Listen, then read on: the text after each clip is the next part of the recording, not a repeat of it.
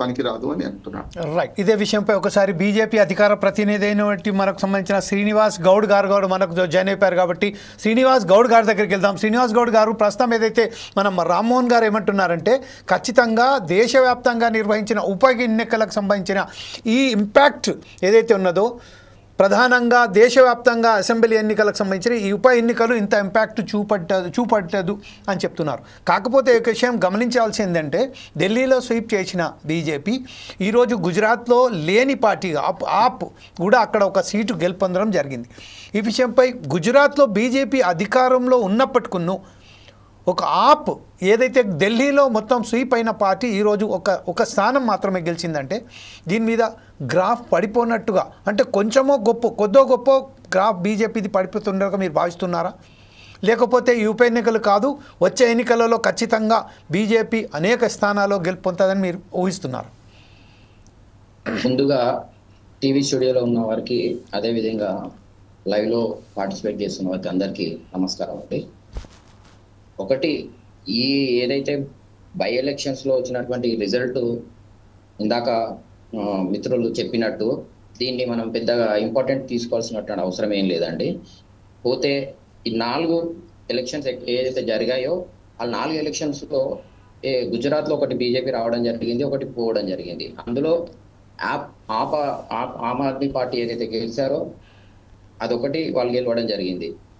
దీన్ని చూసుకొని మనము రాబోయే ఎలక్షన్స్లో మరి భారతీయ జనతా పార్టీ ఇదే రకంగా రిజల్ట్ ఉంటుంది అనుకోవడం అయితే కరెక్ట్ కాదని చెప్పి మా అభిప్రాయం అండి. చెప్పండి సార్. మీరే చెప్పండి sir. Yes, you carry on. అయితే ఈ బై ఎలక్షన్స్ ఏదైతే ఉంటుందో ఈ రిజల్ట్ చూసుకొని మనము రాబోయే రోజుల్లో భారతీయ జనతా పార్టీ ఇదే రకంగా రిజల్ట్ ఉంటుంది అనుకోవడం మాత్రం కరెక్ట్ కాదు. ఏదైతే మన ప్రధానమంత్రి గారు చేస్తున్నటువంటి సంక్షేమ పథకాలు కావచ్చు, ఇంకా దేశం కోసం చేస్తున్నటువంటి పనులు కావచ్చు, ఇవన్నీ చూసుకొని ప్రజలు భారతీయ జనతా పార్టీని యాక్సెప్ట్ చేస్తున్నారు. రాబోయే రోజుల్లో కూడా భారతీయ జనతా పార్టీ అన్ని నియోజకవర్గాల్లో గెలుస్తామని చెప్పి మేము చెప్తున్నామండి. రైట్. ఇదే విషయంలో ఇంకొకసారి మన పశ్చిమ బెంగాల్కి సంబంధించిన విషయం చేస్తే 41.33 ఎలక్షన్స్ అక్కడ పోలింగ్ మాత్రమే జరిగింది. ఆ నేపథ్యంలోనే తృణమూల్ కాంగ్రెస్కు బీజేపీ గట్టి పోటీ ఇస్తుంది అన్న నేపథ్యంలోనే ఈరోజు బీజేపీ అక్కడ ఓడడానికి 51.33% అండి. అక్కడ బీజేపీ ఓటింగ్ పాలడానికి కారణం ఏమిటంటే? సార్, మీ వాయిస్ వినపడట్లేదు. హలో, యా, ఇప్పుడు వినపడుతుందా అండి? వినపడుతుందండి. ఇప్పుడు మనకు సంబంధించిన మనం ఒకసారి కనుక పశ్చిమ బెంగాల్ ఎలక్షన్స్ చూస్తే 41.33 అక్కడ పోలింగ్ జరిగిందండి. అక్కడ సంబంధించిన తృణమూల్ కాంగ్రెస్ ఉన్నట్టు 51.33 ఉన్నప్పటికీ బీజేపీ గెలుపొందలేకపోయాదనేది దానికి ఎలా దాన్ని అనిపిస్తారు?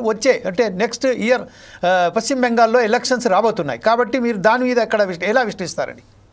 యాక్చువల్గా ఇక్కడ పశ్చిమ బెంగాల్ విషయానికి వచ్చేసరికి అక్కడ రోహిణి ఇండియన్స్ కానీ ఇలాంటి వాళ్ళని అందరినీ తీసుకొచ్చి తృణమూల్ కాంగ్రెస్ వాళ్ళు అనధికారికంగా ఓట్లు ఇవ్వడం, వాళ్ళకు ఓట్లు వేయడానికి అవకాశం కల్పించడం ఇవన్నీ జరిగినాయండి.